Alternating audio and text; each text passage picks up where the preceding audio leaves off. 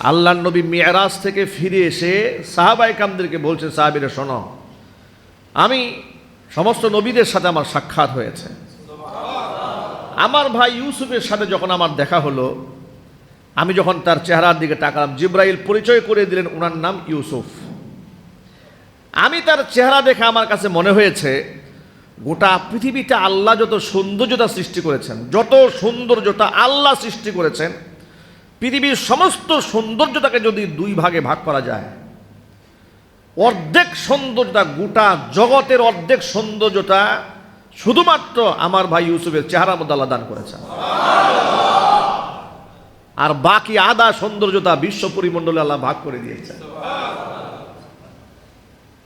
ইউসুফ জুলেখা নিয়ে ইরান থেকে নাটক বানিয়েছে, বাংলায় ডাবিং হয়েছে, কোনো এক যুবককে দিয়ে তারা কাল্পনিক গল্প সাজিয়েছে। লোকটার চেহারা সুন্দর, কিন্তু এটা বানানো মোটেও উচিত হয় নাই।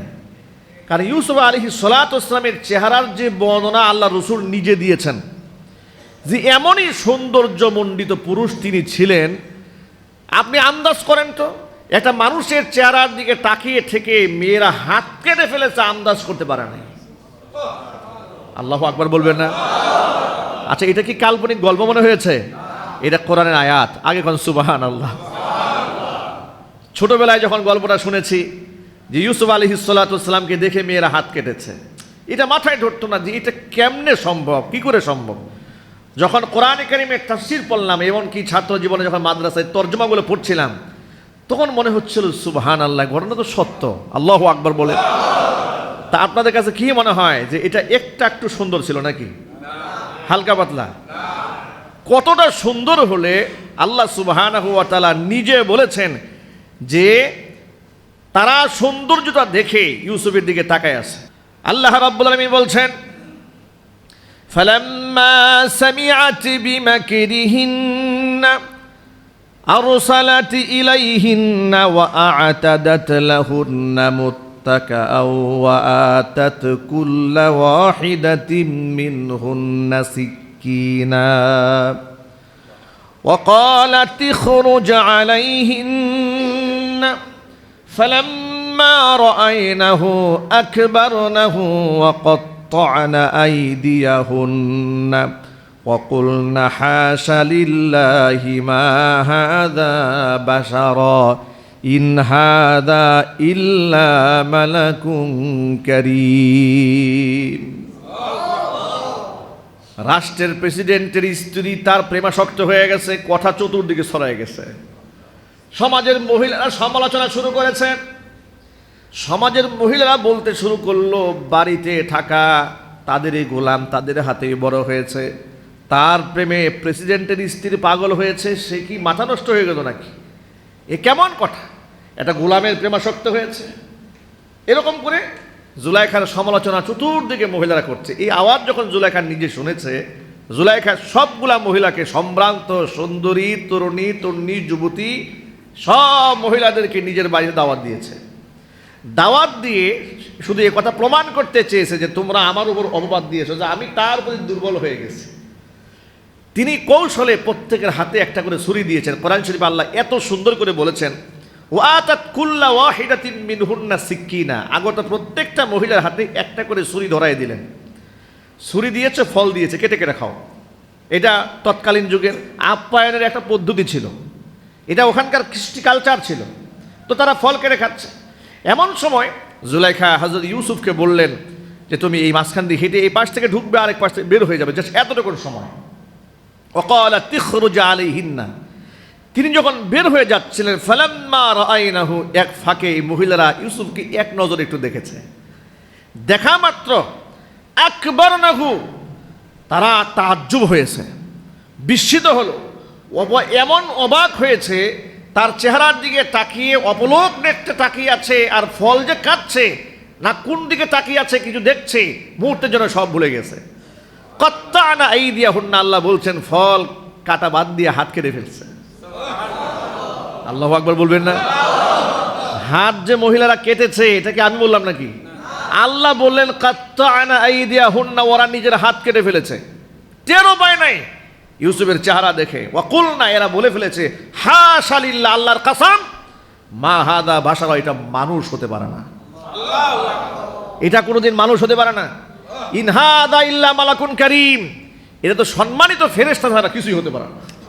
আল্লাহু আকবার বলে মহিলারা বলে ফেললো, এ তো সম্মানিত ফেরেশতা, ফেরেশতা ছাড়া মানুষ কি করে এত সুন্দর হয়?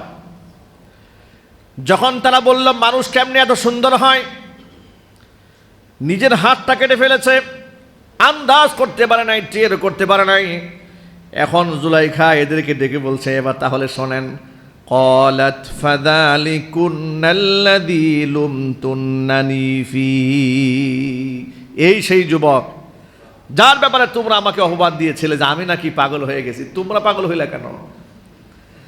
তোমরা এক নজর দেখে যদি হাত কাটতে পারো, যে যুবকটি আমার চোখের সামনে বছরের পর বছর লালিত হয়েছে, আমি তার উপর দুর্বল হওয়াটা স্বাভাবিক ছিল। তখন তারা সকলে মিলে বলল যে কথা তো সত্য, সুবহানাল্লাহ। কিন্তু তিনি এখন বাঁচবেন কিভাবে? এখানে দরজা সব তালা দেওয়া, আর চাবি সংরক্ষিত জুলাইখার হাতে। এই চাবি আর কারো কাছে নাই। বের হবেন কিভাবে? আল্লাহর উপর তাওয়াক্কুল করে নবী ইউসুফ আলাইহিস সালাতু ওয়াস সালাম তালাবদ্ধ দরজার দিকে দৌড় দিয়েছে, যে আমার সামর্থ্য যতটুকু আছে আমি চেষ্টা চালাই, বাকি হেফাজত করার মালিককে আল্লাহ। কোরআন বলছে ওয়াস্তাবাকাল বাব, দরজার দিকে দৌড় দিয়েছে। এখানে আল্লাহ রাব্বুল আমিন দ্বিবচন ব্যবহার করেছেন, এর মানে ইউসুফ একা দৌড় দেয়নি, ইউসুফের সাথে সাথে জুলাইখাও দৌড় দিয়েছে তাকে ধরার জন্য। ওয়াকদ্দাত কামিসাহু মিন দুবুরিন, পিছন দিক থেকে জামার টান দিয়ে ধরেছে। ওয়া আলফায়া সাইয়্যিদাহা লাদাল বাব, এক একটি করে দরজা, সবগুলো দরজা আল্লাহ পাক তার কুদরতি কারিশমায় নবী ইউসুফের জন্য উন্মুক্ত করে দিয়েছিলেন। সব দরজা খুলে গেল। সপ্তম নম্বর দরজার সামনে গিয়ে দেখে আলফায়া সাইয়্যিদাহা লাদাল বাব, দরজার সামনে জুলাইখার স্বামী দাঁড়ায় আছে। কি বিদঘুটে পরিস্থিতি! একেবারে দুজনে হাঁপায় আসছে, পিছন দিক থেকে জামা টান দিয়েছে, ছিঁড়ে ফেলেছে ইউসুফকে আটকানোর জন্য, আটকাতে পারে নাই। সুবহানাল্লাহ। এমন চরিত্রের পুরুষ সমাজে অ্যাভেলেবেল, ঠিক না? কি বলেন আপনারা? আহারে কি সুন্দর চরিত্র! সুবহানাল্লাহ। যৌবনকালে যৌবনের পরীক্ষার চেয়ে অগ্নি পরীক্ষা তো আর কিছুই হতে পারে না।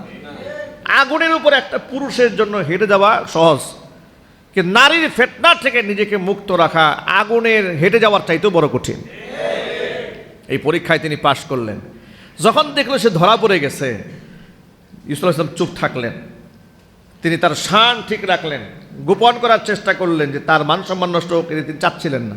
কিন্তু সে ইউসুফ আলাইহিস সালাতু ওয়াস সালামের উপর একটা অপবাদের বোঝা আরোপ করলো।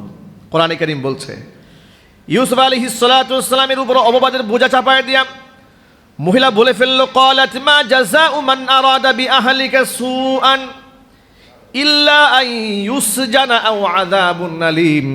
প্রাণের স্বামী আমার, আপনি লালিত পালিত করে যে ইউসুফকে বড় বানালেন, সেই ইউসুফ যখন আপনার স্ত্রীর উপর হানা দিয়েছে, তার চরিত্রের উপর আক্রমণ করেছে, তাকে কঠিন শাস্তি দেওয়া ছাড়া কিংবা জেলখানায় বন্দি করা ছাড়া তো অন্য কোনো শাস্তি হতে পারে না।